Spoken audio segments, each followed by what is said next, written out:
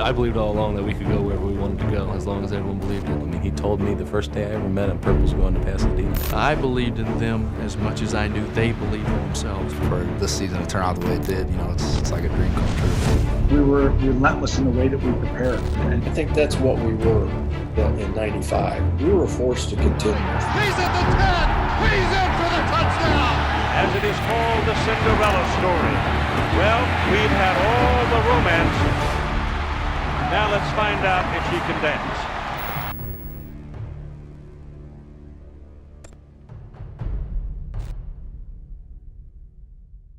In the 1995 football season, there was no bigger game for Northwestern than on November 11th. That's the date Iowa would come to town, a date that had been circled on Northwestern's calendar since before the season. For Gary Barnett's Wildcats, it was a chance to see exactly how they matched up against one of the Big Ten's perennial powers. Wayne Larrabee, Randy Wright, and Jim Barber. The Iowa Hawkeyes at 5-3. The Northwestern Wildcats at 8-1. And here come the Wildcats, the fifth-ranked team in the nation, looking for their 8th win in a row. It is a cold afternoon, although the snow has subsided. 26 degrees, winds gusting up to 30 miles per hour out of the north. And they're playing on an artificial surface. They were so inspired for Iowa because the Penn State win was huge, and they knew how big it was. But now, here comes Iowa, their tormentor for the past 2 decades. Yeah, Iowa meant a lot. Barnett came in, he made Iowa sort of what we call our red letter game, and it was a bit out of respect for their program and what they had done, and that they've been consistently a solid winning program. They were the team that had the most consistency in the Big Ten, and certainly had our number for a number of years. In some years, maybe ran up the score on us unnecessarily. So that was a game we were absolutely motivated to win and win big. That was a program that we wanted to try to emulate, and that we really hadn't arrived until we beat them. And that sounded like a silly thing to say in 1992, but here you were in 1995 towards the end of the season, and we had a lot of great wins and we're in a great position. And now we have this red letter game that has been set up for the last 3.5 years as our measuring stick, and that's what it ended up being. Well, we'd also had 4 years of making this a red letter game and instilling in everybody what a red letter game was.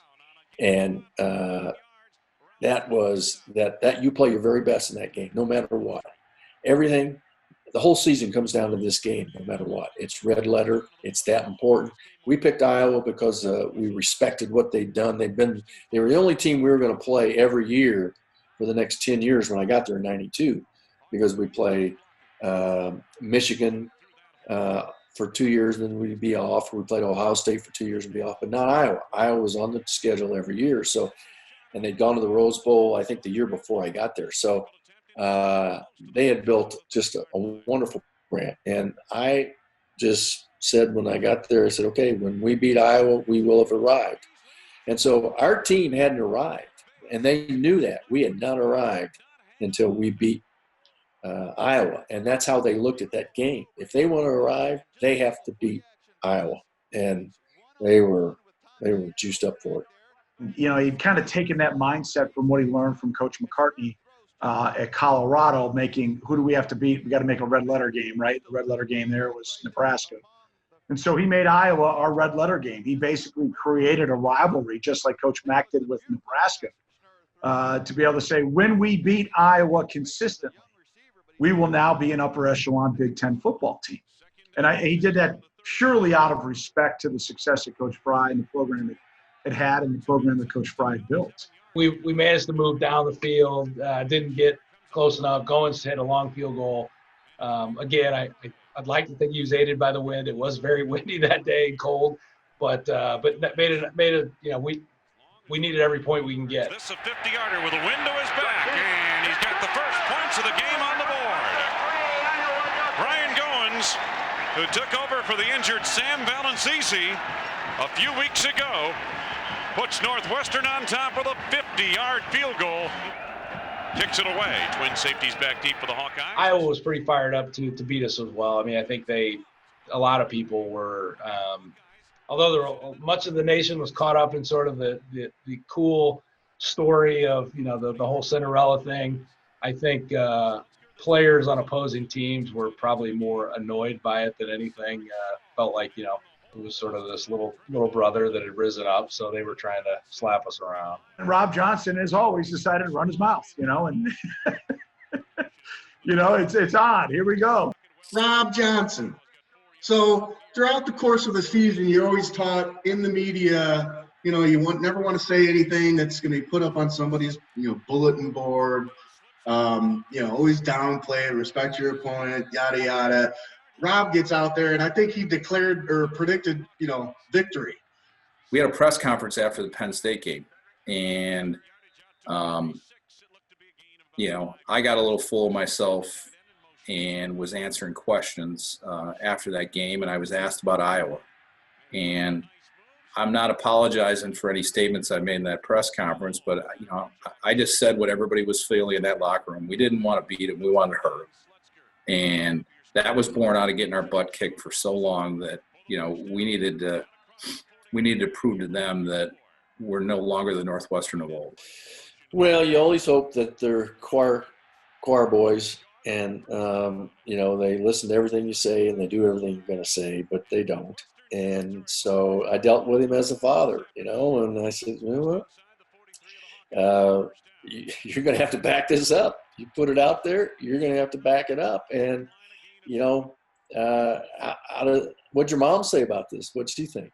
Because I always threw it back on their moms. We used to have a motherboard down in the locker room, and every time somebody get in trouble in college football, we put that article up on the paper. It says this is what his mother's reading.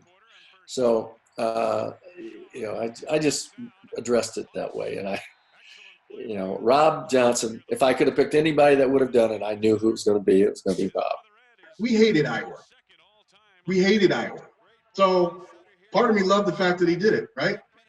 And then, you know, it's up to us. It puts a little pressure on us to go out there and have to back it up. Because it's not just Rob having to go out there and do that. It's the entire team. And so, you know, I think there was a method to his madness. Coverage on the play as the first quarter comes to a close. The end of one period, Iowa's on the drive, but Northwestern is on the lead. 3-0 Wildcats after one. The Foundation Expect Victory is brought to you by Wintrust, Chicago's bank and official bank of Northwestern Athletics, and by Athletico Physical Therapy. Better for every body.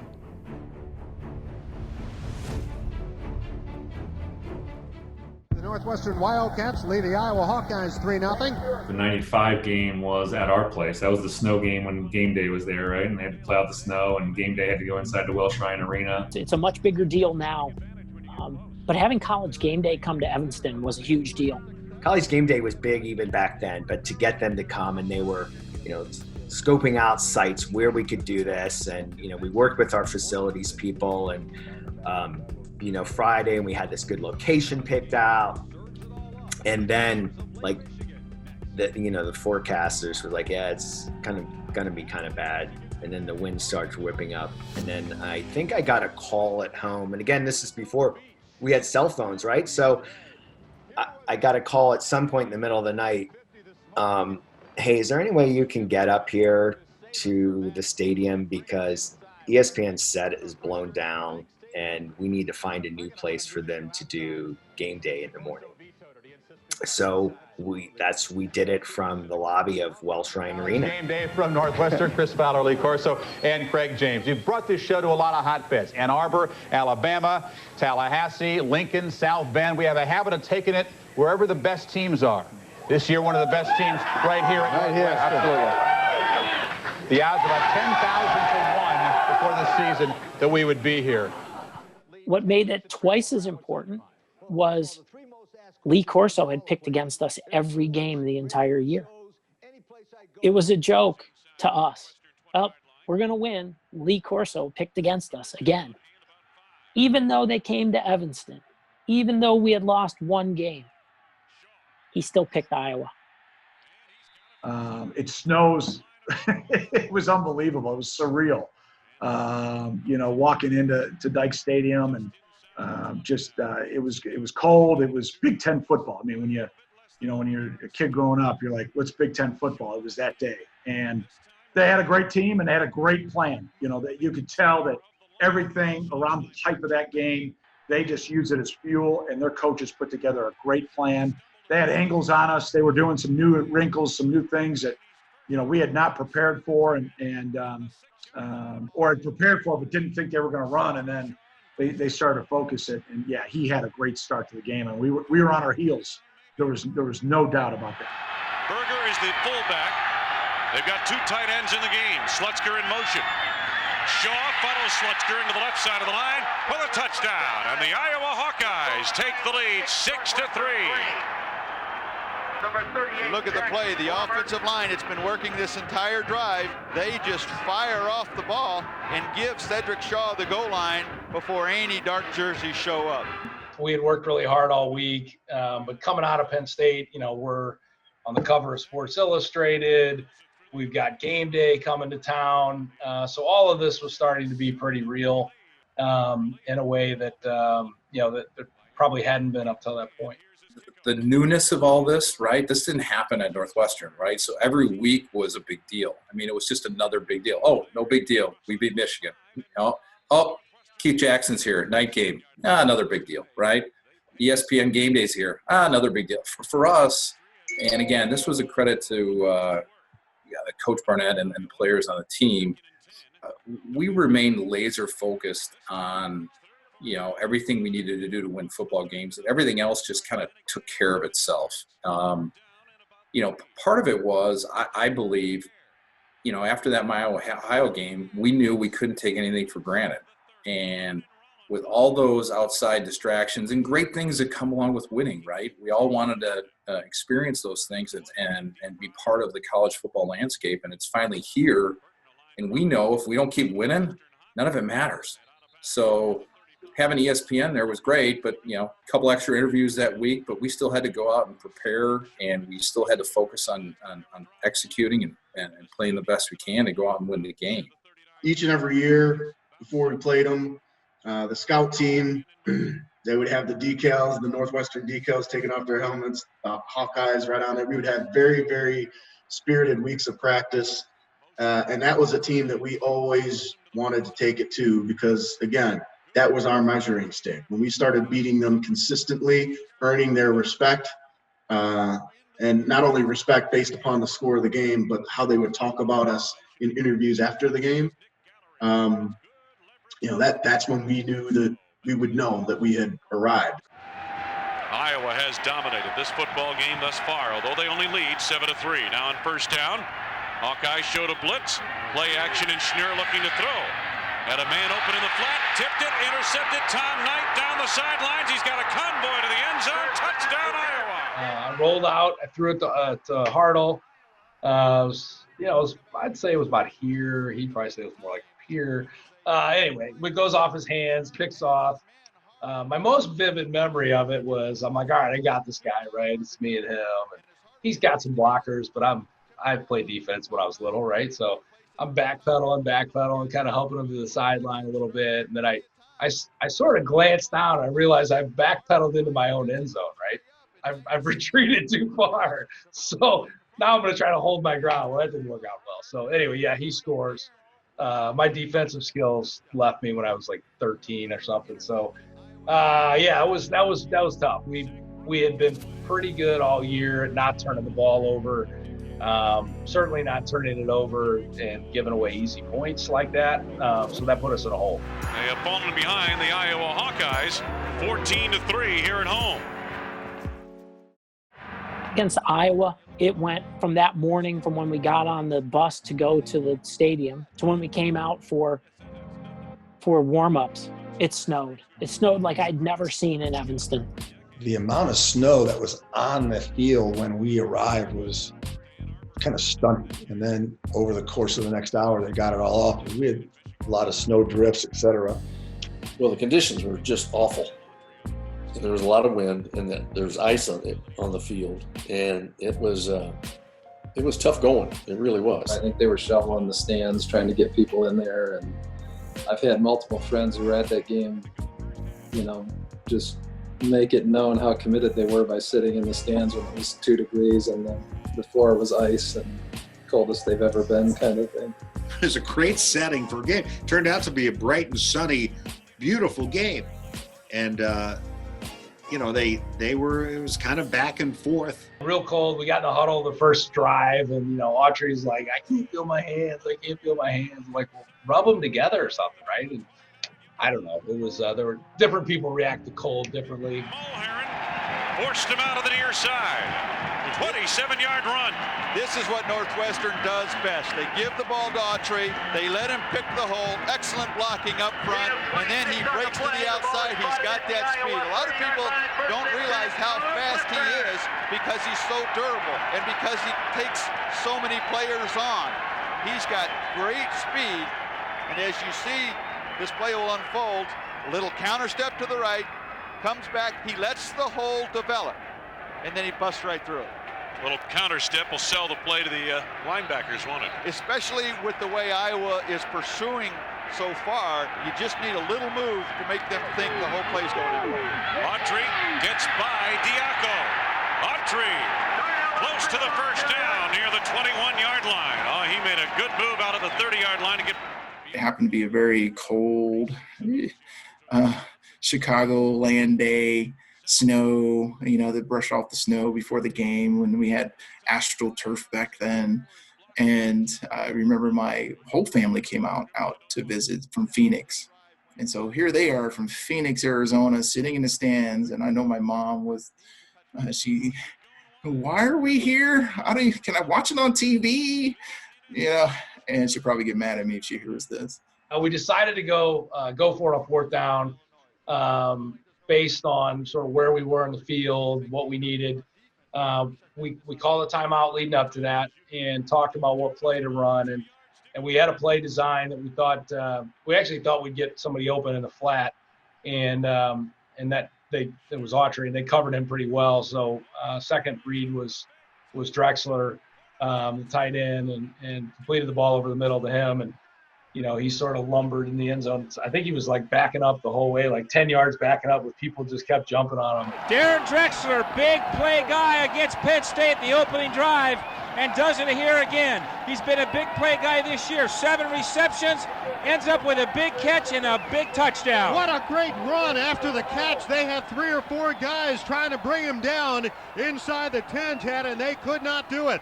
Brian Goins on for the point after touchdown. Here's the snap, here's the kick by Goins. It is up and it is good. 6:44 remaining till halftime. The score now, Iowa 14, Northwestern 10. In that game, special teams, I think, played a critical role. I believe Brian Musso, that guy was phenomenal. He had shakes like no other. I wasn't going to beat somebody to the sideline, so for me it was always straight up the field. And I think because of that, Coach Vanderlinden, who coached the punt return team, he really wanted that. He wanted that ball going down the field. He didn't want us running side to side.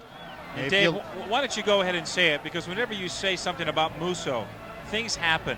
I mean, Indiana, you were talking about, a year ago in 1994, last year down in Indiana. So go ahead and say something about Musso, the fine return man that was at the banquet yesterday. Go ahead, say something. Gary Barnett was talking at the Northwestern Gridiron Network luncheon at Harry Carey's yesterday before a sellout crowd, we might add, that Brian Musso has an uncanny ability to field punts, and he can't quite figure out what it is. And Brian was asked to explain it. He can't really explain it, but he's got this knack for catching a punt, which has to be one of the hardest things to do in all of sports, let alone football. That was a nice compliment that he paid Musso. Musso said, I watched the spin of the ball. Now, his spin of the ball, he's 45 yards deep, and he's watching the spin of the ball. But I tell you, once he gets it, he can return it with a lot of confidence. Musso standing at the 37-yard line. Gallery standing about 3 yards deep in the end zone. Here's the snap to him. He kicks from the 1, low line drive kick, bounces at the 45. Musso picks it up at the 40.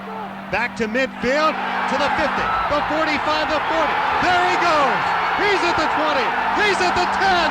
He's in for the touchdown. Second punt return for a touchdown of Brian Musso's career, and the Wildcats take the lead. And we called it. We talked it up and we called it. Yes. Well, I remember them kicking a little bobbler, that was bouncing along the ground, and usually you just kind of get out of the way. But I probably had a lot of confidence in my ability to field the ball. And what I remember is scooping it up, and everybody kind of fell down. I mean, it wasn't like, the field was so slippery. I really don't remember doing anything other than fielding the ball was probably the hardest part. I think I made one cut, and everybody slipped and fell and just kind of ran straight. Yeah, it was a great play in the game, but I think the field conditions were probably mostly to blame. I think Musso's punt return for me was the key play in that game. Knowing that our offense was going to be competitive, our defense was going to be dominant, and then they had to worry about our special teams too. So Musso, I think, ended up being the Big Ten leader in punt return yardage and average. That was a marquee moment for him. It was a slippery field. He picked up the ball, I think slipped, which threw the defender that was bearing down on him off a little bit, and he gave him a little move and went straight up the middle, just like he fearlessly did on every other punt return. And that time the field opened up for him, and he was able to sprint into the end zone. It was a phenomenal play. Tim Dwight is at the bottom of your screen. Straight ahead move here by the big fullback Michael Berger, and he's got close to the first down. Tim Dwight, he's a good receiver, boy can roll. And Chris had said something in the paper about challenging him.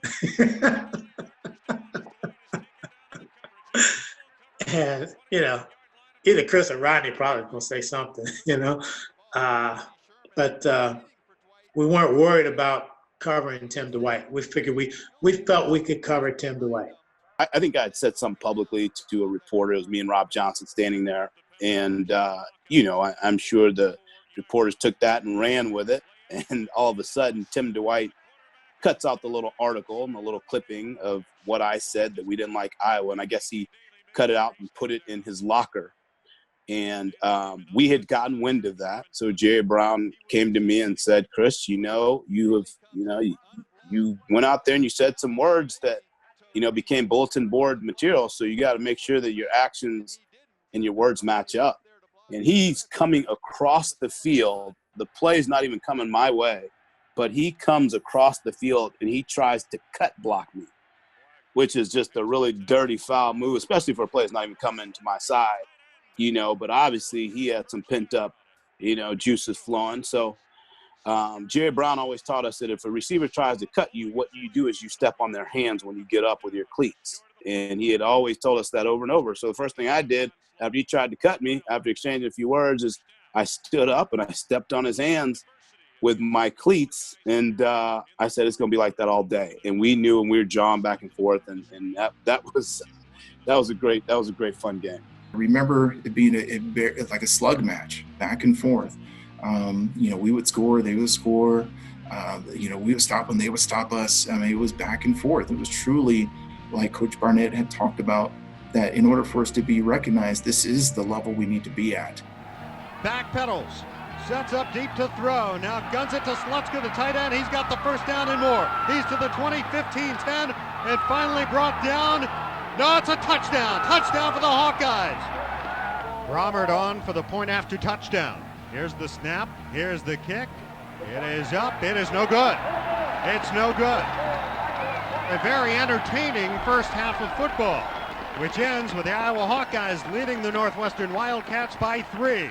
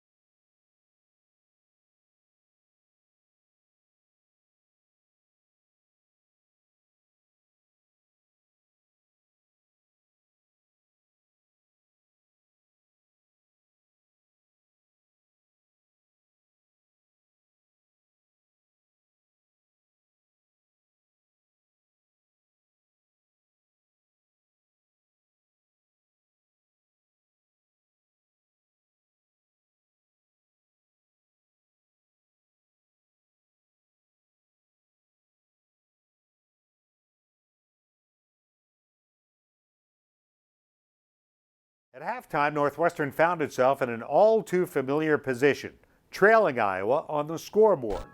But as always, the Wildcats would turn to their defense in the second half to swing momentum around, even if they had to overcome the loss of their leader on that side of the ball. We had a special love-hate thing going for Iowa from the beginning.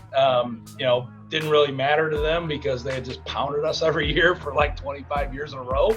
So maybe the love-hate thing was on our side, clearly. When Barnett came in, one of the things that he wanted to do is to pick an opponent that would essentially be an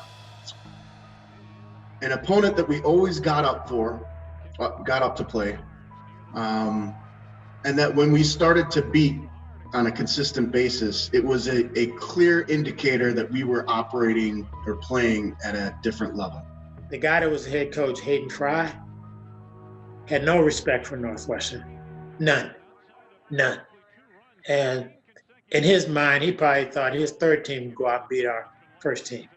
Iowa had kicked our ass for so long that we weren't taking Iowa for granted. There was a lot of animosity because, quite honestly, we hadn't played up to the level of our expectations in games previously to Iowa, and they laid it on us. And you know what? If we were in the same position, we would have done the same thing. It was a momentous occasion because they had beat our brains in for 40 years. And here was another instance of pent-up frustration coming out. A lot of us had been in Iowa City, Coach Barnett's first season, when somewhat apocryphally I wasn't there to hear it. But, the legend is that Hayden Fry, who had run the score up on Northwestern for 40 years, told Gary Barnett he hoped that they hadn't hurt any of his boys. True or not, Coach Barnett was a master motivator, and talking about how Coach Fry had said that he had hoped that they didn't hurt any of our boys one year, and he made sure to kind of weave that into the speech prior to the Iowa game. Again, none of us did any fact checking. There was no internet back then, so we just bought it. We were like, "Yeah, you got us, man." Yeah, true. It was after the first game, and they just ran over us, threw us around us, and Hayden was a good old boy, and he wasn't really doing it out of disrespect. It was just his nature, the way he talked. And he walked over. He says, "I sure hope we didn't hurt any of your boys," meaning we just kicked your fannies, and I hope they didn't get hurt in the process. And I couldn't wait to go tell my coaches, my team, this is what the guy just said to me after the game. And so, of course, I probably played that up a little bit. Lines up on a wing to the right side. Now Matt Hartle in motion. Autry, the lone setback, gets the handoff right side to the goal line. Touchdown! Darnell Autry with his first touchdown today. That's his 15th of the season, and the Wildcats go back on top with 11:08 to go in the third quarter. Bill Innisgen was the guy who was on the end man on the line of scrimmage. He crashed down, and Matt Hartle made the key block. He was in isolation one-on-one. Without that block, there never would have been 6 points. What a great block there by Matt Hartle. Brian Goins on to attempt the point after. Here's the snap. Here's the kick by Goins. It is up, and it is good. So the Wildcats take the kickoff to start the second half. They drive it 69 yards in 7 plays. Autry capping the drive with a touchdown. Timeout. The score now, Northwestern 24, Iowa 20. The Foundation Expect Victory is supported by Northwestern Medicine, relentless in the quest for better care, and by Under Armour, official outfitter of Northwestern football.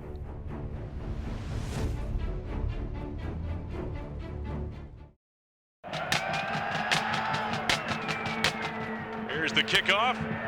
Ed Gibson makes the catch on it. And he's short of the 20-yard line. Hudayfa Ismaili made the stop for Northwestern along with Josh Barnes. First down for the Hawkeyes, just short of their 20-yard line to the 19.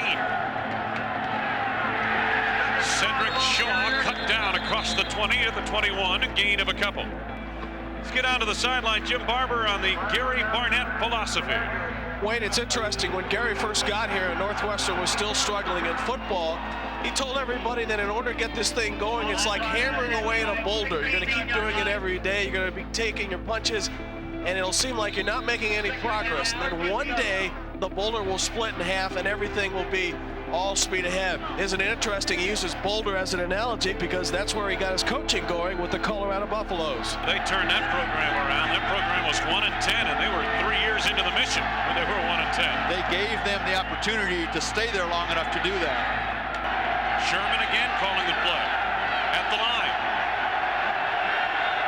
Northwestern in a blitz. Ismaili pressures the quarterback. Intercepted by Fitzgerald, but he tracked it incomplete.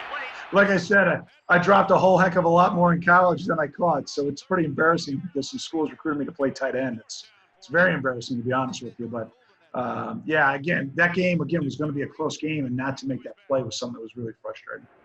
Musso back deep. He's already taken one the distance today. Martin almost got that punt. Musso allows it to roll out of bounds inside the 25 where Northwestern will put it in play. The things I remember about games like that are like things that no one else would remember. Like I just remember, so one of the defensive ends for Iowa was Billy Ennisenge, number 9. He went to high school at Kirkwood High School in St. Louis and was high school teammates with Darren Drexler, who was one of my college roommates. And I still know Billy Ennisenge to this day. He's now the defensive coordinator at Fresno State. So Billy and I see each other every year somewhere along the road, and we always relive stories from playing against each other. So like I always valued like that relationship. And then one of their defensive tackles was Parker Wilderman, number 56 from Cherokee, Iowa, who's just like a fun guy to play against. Like if he knocked you down, he'd help you back up. If you knocked him down, you'd help him back up. He was talking the whole game, but like not like trash talking, just like almost like he was a play-by-play analyst on the field. Like just he would talk. Ooh, you guys better come better than that. That's not a very good player. Ooh, you guys got us on that one. What was that? Didn't see that coming. Like he was a fun guy to play against. So like I remember that game being cold. I remember that game being snow. I remember wanting to block Billy Ennisenge because of the relationship with Drex. Pat Fitzgerald, I tell you, he's done a great job this year. What can you say about him? Should probably end up being defensive most valuable player in the Big Ten. He can't say enough good things about the coach. Even though we got the win that day, again, we had an unfortunate adversity. Sam Valley season against Wisconsin, huge loss. Pat Fitzgerald, really our heart and soul of the team and definitely leader on the defense, goes down. 2 mistakes on my part that led to me getting injured. Number one, again, it snowed and the field was going to potentially be somewhat frozen. So back then you had nubs on the bottom of your spikes anytime it rained or anytime there was inclement weather when you played on AstroTurf for it to grab and catch. And I remember vividly our equipment staff coming in, the coaches telling us all to change our shoes at halftime because the field had thawed out, and put your flats on because otherwise your feet are going to stick into the turf. I must have missed that memo. I didn't change my shoes. And so that was mistake number one. Mistake number two, I think it was a toss sweep to our left, and their guard came out, and Iowa had a tendency of cut blocking at the point of attack. So going low, cutting you from below your knees, and I executed horrible technique, and I got cut. And as I was trying to get up, a couple guys fell over the top of me. That, with my spikes not being changed, my foot got caught in the turf. And so not the Iowa kids' fault. It was my fault, and not any of my teammates' fault. Again, my fault for playing with bad technique and fundamentals. When the injury happened, seeing him down on the field, I think everybody in the stadium that day just had their hearts sink because they knew how important he was to that team. Fitzgerald is helped up, and looks like it's a problem with his left leg. I distinctly remember Fitz being helped off by the trainers off the field, and coming by the offensive line bench, and he started yelling at us to go out and win this game. He knew he was done, and even with a broken leg and being basically walked or carted off the field by the trainers, he laid into us to go get it. And I can't tell you the impact that Fitz had on that defense and our team. During the game, there was certainly a lot of concern. You never know what the injury is because you have to get right in with the next play. You have to get the next person ready to play. It looked like a serious injury, but we weren't really sure, at least from my vantage point. So we had such senior leadership and such determination that there wasn't a lot of reflection at that point until we really understood the severity of the injury. So that was a major blow for us. And then we had to have Don Holmes, a.k.a. Big Booty Holmes, come in. And he came in, and Don was great because Don was a super athletic guy, sort of figuring things out on the move. But he came in, and did a good job for us. I think that Gary did a really good job of having, the next man up mentality. And that was an extremely large loss for us from a leadership perspective and a productivity perspective. But I think that there was enough senior leadership and enough good players that we really felt that we were going to be able to overcome that loss. It's a hard lesson when you get to college in general about injuries, right? And I can vividly remember being a freshman and people get hurt in practice. Doesn't matter who they are. And, the famous saying is, move the drill, right? You just literally step over the guy and nobody stops, just walks up and moves everything 10 yards away and keeps going like you're starting running back, whoever, he's laying over there with an amputated leg or something. You're just move the drill. We only have 2 hours of practice left. So it's a harsh reality, right? And so you start to get somewhat used to that. But when you lose a leader like Fitz, it's tough, right? And so everybody, I think, in the back of their mind is like, God, is it really broken? Is he going to be okay? And you don't really know, right? The game's going, but I would be wrong if I said we weren't all a little concerned about the status of Fitz coming out of the game. The Hawkeyes are 4th and 17, and they're going for it at the 30-yard line of Northwestern. And again, if you're thinking field goal, no chance into the kind of wind they'd be kicking into. Sherman on 4th down. He's got a man, Tim Dwight, the pass wide of the mark. The coverage provided by Eric Collier, and it is first down Northwestern going the other way. 4th period of play. We have 11:44 to go in the game. Northwestern leading by 4. Iowa gets it back. Play action. Sherman going deep. Intercepted on the play by Chris Martin. And Northwestern takes over. Well, it amounts to nothing more than a punt. But the fact is you only ran one offensive play in that series. The interception as Sherman overshot Tim Dwight. Trying to catch Northwestern, think and run, and forcing the deep play to Dwight. This ball was just thrown, hung up there in the wind, and Wayne, teams week after week try and attack Chris Martin, and he just continues to be there and make the plays. I tell you, I don't understand it. I think this kid's possibly a first-team All-Big Ten cornerback. His coach, Ron Vanderlingen, would sure agree with you. Chris wasn't the biggest guy, but I don't know, because he pretty much proved that you couldn't throw on him, that he had a great nose for the football. But I don't know why teams kept throwing at him. Of course, they didn't want to throw at Rodney necessarily either. Or, for that matter, Collier or Bennett, and then Ismaili is probably lurking somewhere back there too. I remember Martin getting an interception and just, he would come up at big times. When big plays were called for, he would come up, whether in the kicking game or in playing cornerback. He was a big-time player. Chris had just an overbearing confidence. There was probably no way you could tell Chris Martin he wasn't a really good football player.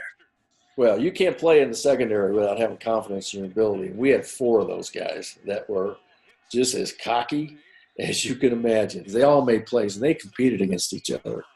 But I'll tell you, that secondary was as good as any secondary I've been around.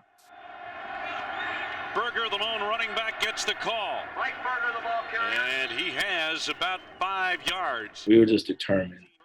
We were going to finish this game. We were going to get this ugly win any way possible. And I think one of the biggest plays was a fumble return by Hudayfa Ismaili.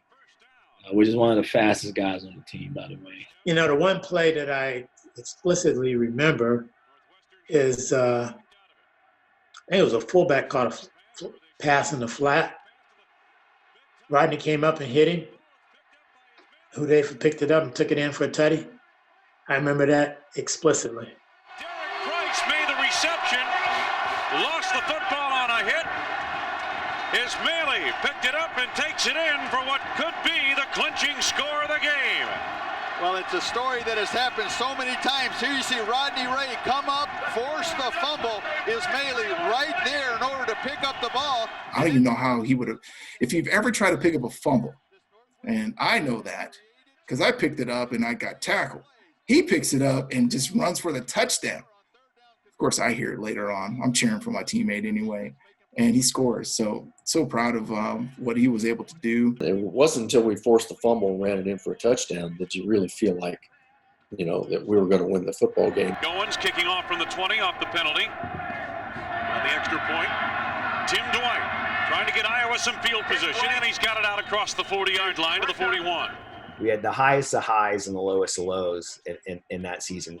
Many more highs, but, you know, so we go off of this high of Notre Dame, and then we lose to Miami. And then, you know, we had this great win against Wisconsin where we dismantle them and we lose Sam Valancizi. And then after the Iowa game, to know that we had lost Pat. Towards the end of that game, I just went down to the field knowing that that people were going to be all over him. What we wanted to do is make sure that we could get him to the hospital and have people not, follow him there. We had people trying to jump into the ambulance, honestly, to try to get him to be with him. We had to get another guard into the hospital as well, because people were trying to, get back to find out like what his status was and how he was. So it was it was a little insane to tell you the truth. I trust Brad. I was the medical staff did a nice job making me feel good. I'll just put it to you that way. I remember Fitz saying that he's back in Evanston Hospital, I think that point, listening to the game on the radio, or maybe he's still in the locker room somewhere listening to the game on the radio, and just focused on them finally beating Iowa. I was fortunate to be leader on a team full of leaders, and on that team full of leaders, there's no bigger one than Pat Fitzgerald. So you can't undersell the impact that had on our team. It was the juxtaposition of the great joy of finally getting this win, and then the heartbreak of losing the guy who's been your heart and soul on defense.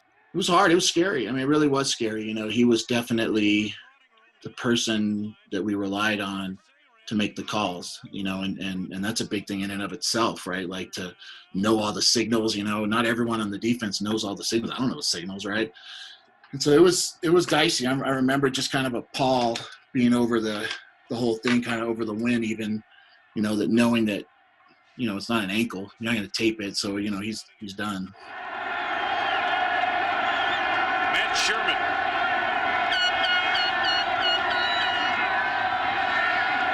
Feels some pressure, and Cedric Shaw could not haul it in. I'm not sure he would have gotten the first down out of that anyway. Iowa can stop the clock one more time. 44 seconds to go. Steve Schnurr to one knee. Let's go quickly to the sidelines. Jim Barber's got an update on Pat Fitzgerald, the linebacker for Northwestern. And unfortunately, Wayne, it is not good news. Originally, we told you it did not appear he broke his ankle. That is correct, but he has a broken fibula and tibula. He will be lost for the rest of the season. He was able to move his ankle, but the break is right above the ankle. My goodness. You hate to see that happen. Fine young man who's had an outstanding season leading the conference in tackles. We just hope as a junior he'll be able to come back next year fully recover from that. The Northwestern Wildcats have ended a long losing streak. 21 consecutive losses to the Iowa Hawkeyes. The Northwestern Wildcats today have broken that string and proven to Hayden Fry, who said, hey, I know they're good, but they got to prove it to me. They haven't beaten us in 21 straight games. Today, they were able to accomplish that, break the streak to Iowa, and in a season that has seen Northwestern in a lot of firsts. First win over Michigan in 3 decades. First win over Notre Dame. First win since 1973 over the Iowa Hawkeyes.